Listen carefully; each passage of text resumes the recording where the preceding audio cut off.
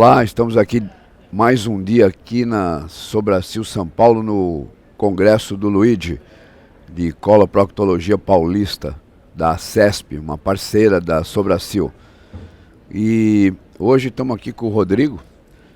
Rodrigo é um garoto que eu vi crescendo e com treinamento, com educação continuada, chegou onde ele está hoje, que é um exemplo para todos vocês que estão começando a carreira médica, principalmente cirúrgica.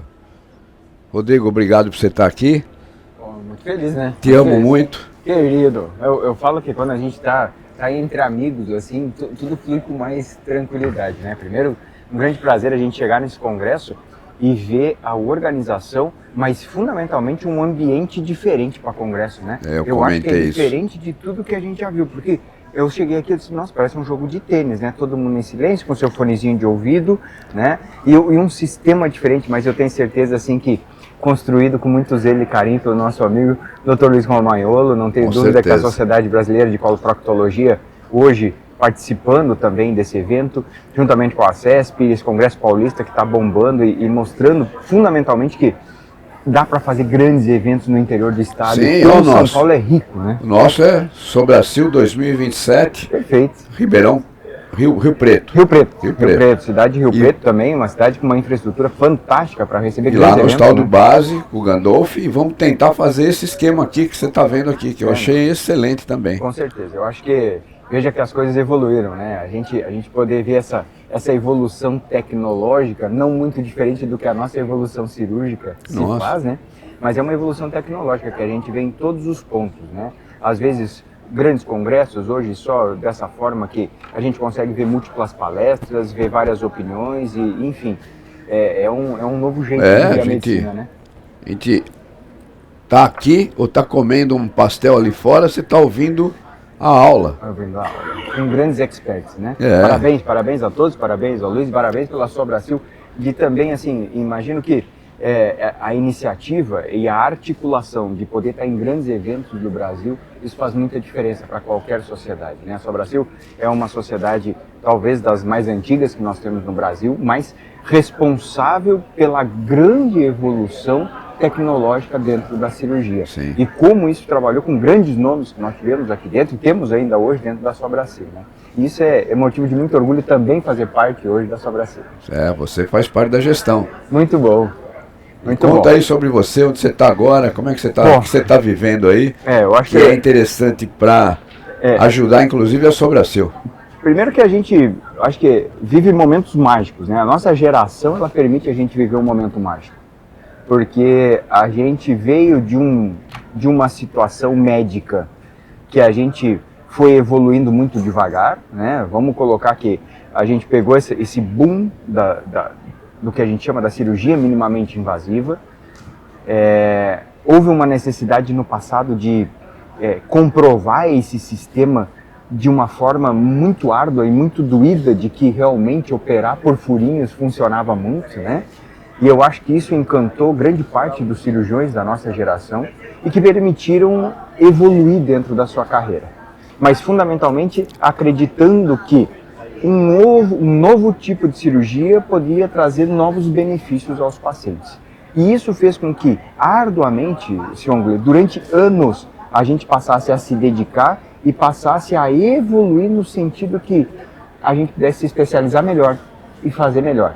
E eu aprendi muito com você, principalmente, você sabe que eu tenho com você um grande exemplo de um cara que você sempre prega isso dentro aqui do ERCAD, e sim, dentro da nossa amizade, também sempre deixou isso muito claro. Treine que você vai adiante. E isso realmente eu acho que faz a grande diferença. Sim, sem dúvida. Este treinamento, principalmente em cirurgia minimamente invasiva, e acreditar nesse método, eu acho que fez a gente desenvolver na carreira. Eu acho que esse foi a situação fundamental. Com certeza, treinamento e educação continuada, que é o lema Sobracil. E não há dúvida que dois pilares fundamentais fizeram com que eu me desenvolvesse muito com relação à medicina.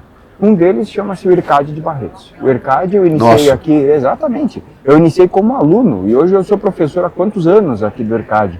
Quantas turmas a gente já formou, quantos quantos residentes já passaram na nossa mão, quantos cirurgiões já passaram na nossa mão aqui. E amanhã, né, tem um jantar de 15 amanhã anos. Tem um jantar de 15 anos, estaremos todos aqui, né, juntamente com toda a direção do IRCAD, fazendo essa comemoração, mas principalmente a comemoração que leva um resultado prático para o paciente. Sim. Eu digo que a gente não está comemorando nada para a gente na verdade está comemorando aquilo que a gente implantou na América Latina, que foi um desenvolvimento da cirurgia propriamente dita. Sem né? dúvida. Acho que aqui dentro do IRCAD saíram grandes situações que temos a ideia, só desculpa aqui, dentro do IRCAD a gente conseguiu fazer grandes treinamentos, nós conseguimos levar a cirurgia a um padrão de padronização, que eu acho isso a coisa mais fantástica da cirurgia, né? Hoje a gente conseguiu chegar num nível que, se a gente chegar numa sala cirúrgica e ver um cirurgião operando, a gente já sabe se ele sabe ou não operar. Pela coordenação da mão, pela forma como ele está manejando as pinças e, fundamentalmente, pelo passo a passo. Não existe mais novidade na cirurgia. Claro que o cirurgião ainda ele é um artista do bisturi, mas artesão. Eu acho que é um artesão. Mas as cirurgias hoje elas são sistematizadas. Hoje nós sabemos o passo 1, passo 2, passo 3, pode ser que isso faça um pouquinho diferente de mim, mas nós estamos mais ou menos fazendo todo mundo a mesma coisa. Sem dúvida. E eu acho que isso foi fantástico. A outra escola, que vive na minha vida e que é um outro pilar, além do IRCAD, é o HC de Ribeirão Preto. Né? Você ganhou recentemente. Sim, eu estou desde 2020 no HC, no sistema HC, propriamente dito, na parede abdominal hoje do HC. Eu sou o chefe da parede abdominal desde 2022, como chefe da parede abdominal do HC, e veja que assim, a gente foi desenvolvendo dentro do HC protocolos, complexidades cirúrgicas, mas fundamentalmente trazendo todo esse conhecimento de treinamento, cuidado com os residentes, formação médica de qualidade, que o HC já tinha isso no seu você DNA. só solidificou a base. Eu só somei para solidificar essa base. Hoje sou responsável também pela formação dos residentes da cirurgia geral, bem como os residentes do departamento da divisão de cirurgia digestiva, né, que são os R4, R5 da gastrocirurgia do HC. Enfim, eu estou envolvido muito hoje com graduação, pós-graduação, enfim. Coisa essa linda. é uma parte que me encanta profundamente hoje. Eu acho que eu nasci para ser professor e gosto muito disso. A gente percebe isso. Brilha o olho, cara. A gente percebe Brilha o isso, o prazer que você tem de estar lá com a gente, ensinando, treinando esse pessoal novo que tem a ânsia de aprender. Desenvolver habilidades, eu acho que a gente entender que muito parte do que a gente faz, a neurociência explica, né? A gente consegue desenvolver habilidades dentro de métodos, né?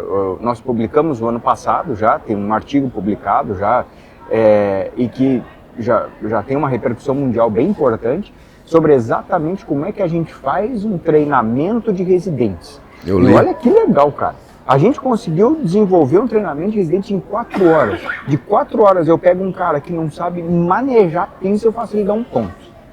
E isso a neurociência explica. Então, a gente entendeu que isso veio muito, sabe da onde? Olha que interessante, né? Observando principalmente os treinadores do tênis. É interessante você observar isso. Olha bem, se tu pegar uma bola de futebol e se tu der para uma criança de 3 anos, ela chuta a bola. Agora, se tu pegar uma raquete de tênis de uma bolinha e entregar para uma criança de 3 anos e bate na bolinha, ela não consegue.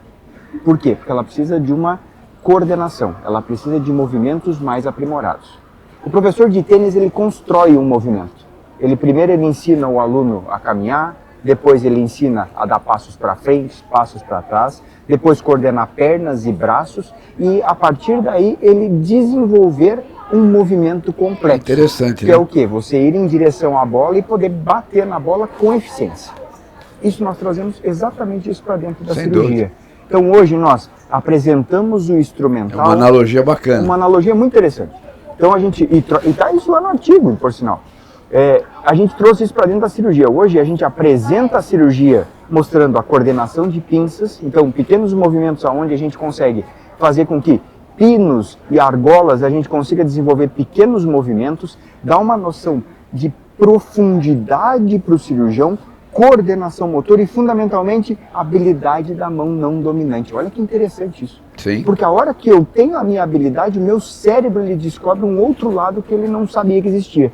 Que às vezes o destro é o canhoto e o canhoto vai descobrir a mão direita. E aí tem que treinar isso. Treinar isso. Mas olha a evolução.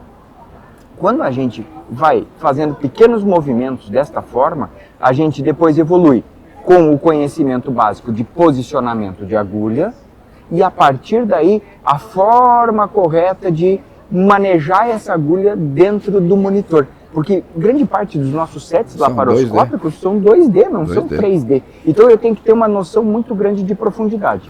Isso nós vamos galgando exercício de 15 em 15 minutinhos, 15 em 15 minutinhos, 15 em 15 minutinhos, passando a agulha, a partir daí, recebendo essa agulha, podendo fazer o nó. A gente constrói esse nó artisticamente. Eu acho que o nó mais fácil hoje que a gente acaba construindo é a forma do C-loop e do D-loop. C de Siongle.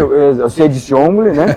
E o D-loop, então a gente forma os cirurgiões nossos todos fazendo o C-loop e o D-loop até a construção completa do nó e acaba essas 4 horas com ele fazendo uma mini sutura com 3 pontos e um fechamento.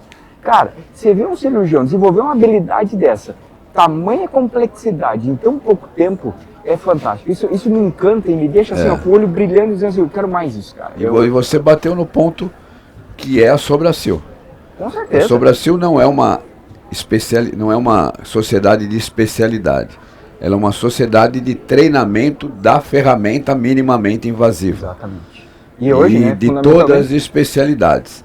Então, o nosso foco hoje é educação continuada e treinamento começando desse jeito que você falou. Sim, sim. E a gente tem que divulgar isso para nossos alunos. Com certeza. Principalmente aqueles que estão começando na cirurgia, porque hoje você já encontra colegas residentes já fazendo a cirurgia minimamente invasiva por causa dessa evolução que a cirurgia minimamente invasiva teve. Agora me fala, como você acha que a Sobracil pode interagir nesse meio agora, nesse meio campo onde a robótica está entrando? Do mesmo jeito, será que a Sobracil consegue, através de simuladores, constituir uma habilitação e qualificação para os nossos associados? Aliás, eu acho que a Sobracil, como mãe da cirurgia minimamente invasiva, ela deve ser também a mãe de grande parte de titulação e formação de cirurgiões. E ela tem essa responsabilidade. Mas como chegar nisso? Está mais fácil agora. Eu acho que no momento onde a gente estava meio preso em poucas empresas que desenvolviam a robótica no Brasil, estava muito difícil, realmente, assim, porque tem um apelo da indústria que é complexo. E a indústria tem a sua razão de ser, porque eles precisam também sobreviver. Então, assim, é muito difícil... E o produto deles precisa ser bem visto, né? Não pode falhar. Mas agora não estamos aqui defendendo ninguém, mas a Strattner, ela, na verdade, ela abriu o caminho, ela foi verdadeiro Deus, né? Ela abriu... Bandeirante. Ela abriu o caminho para as outras empresas. E hoje, o que a gente tem? A necessidade de boa formação. Então, eu acho que com esse advento de outras empresas, a gente consegue democratizar um pouco mais a cirurgia robótica. Uma preocupação que eu tenho, Sr. Angulo, e hoje eu acho que você, como um cirurgião experiente, também observa isso, a quantidade de cirurgiões que nós temos hoje no Brasil certificados e que não atuam na robótica, né? E isso é uma preocupação. Eu acho que a sociedade tem que se preocupar com esses cirurgiões também.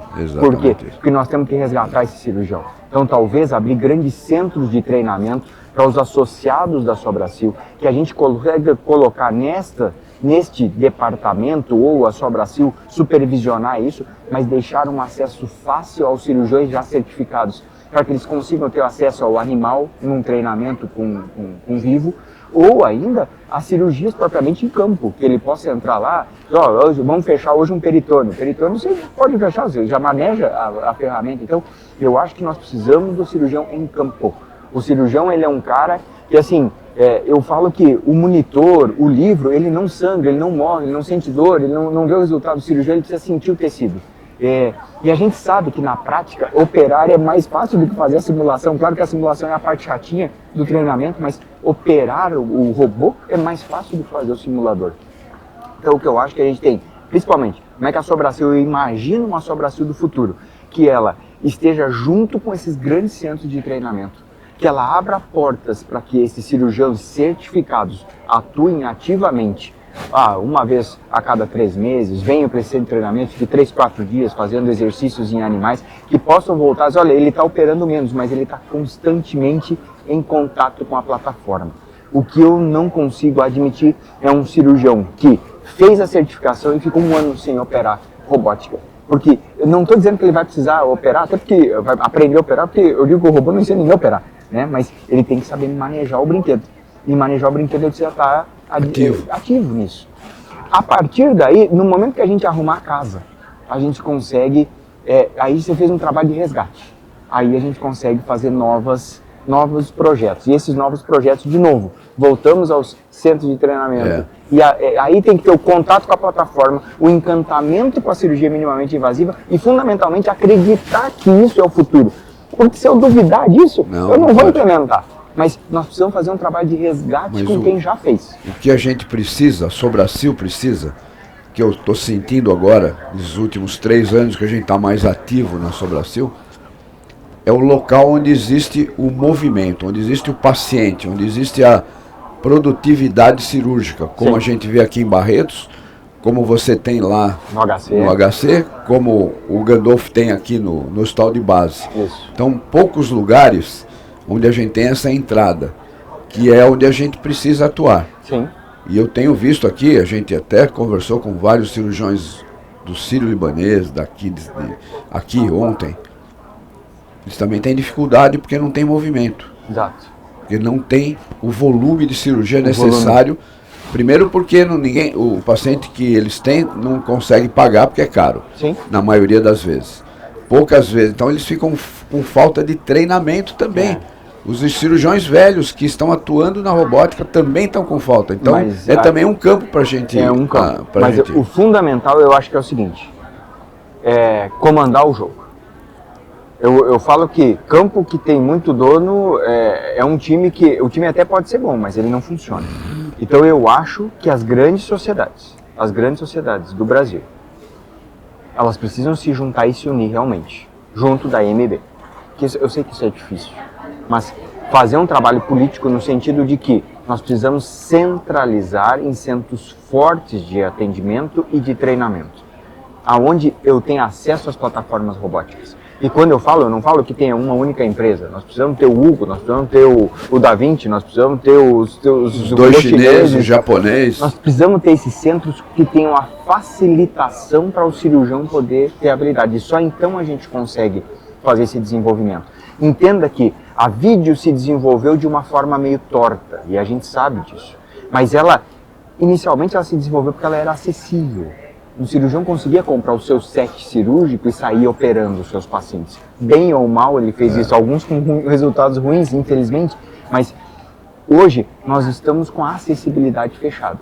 Então acho que a primeira coisa, assim, a Sobracil podia fazer um trabalho fantástico de resgatar os cirurgiões que já são certificados. Quem é certificado no Brasil e não atua? Você ia ter 3 mil associados do dia para a noite. Esses caras... Você tá na diretoria para dar essas opiniões. Então, esses caras, na minha opinião, eles são o nosso diamante. Nós temos que trazer esse cara para dentro da robótica. Porque se ele se certificou, é porque em um momento ele acreditou.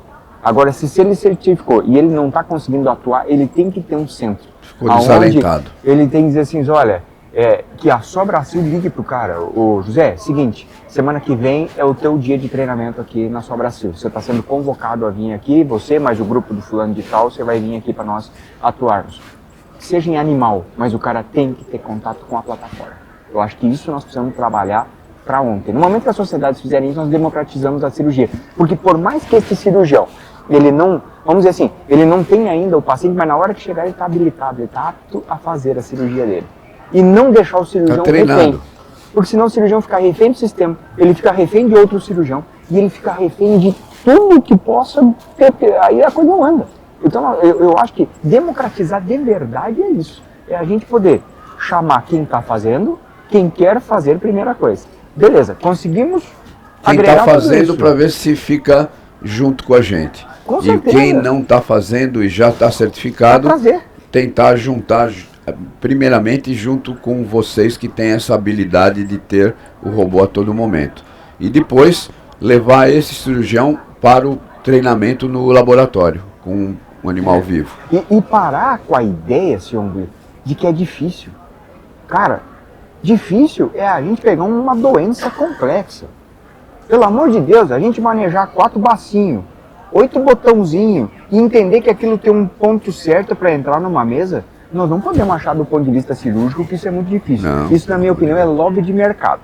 Então, assim, a minha função na minha vida... É a impossibilidade de exercer, então o cara cria dificuldade. A minha função sempre foi ser facilitador. É pegar um cara que não sabe dar ponto e fazer dar ponto. É um cara que não sabe operar a hérnia, vai fazer operar a hérnia. É democratizar. Porque se eu deixar aquilo muito difícil, não há lógica.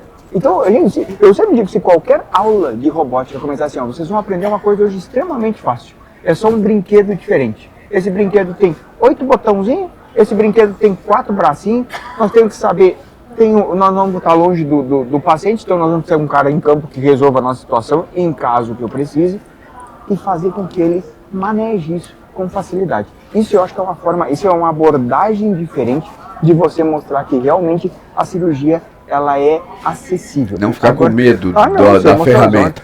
Não, porque isso aqui não é coisa de outro mundo. O robô não é coisa de outro mundo, isso é uma reserva de mercado.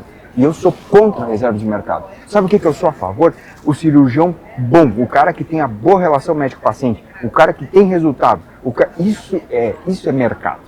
Agora, tecnologia não pode ser mercado. Não, tecnologia tem que ser acessível para o cara do Einstein, tem que ser acessível para mim. É ferramenta. Tem que ser igual. Ferramenta, acessível.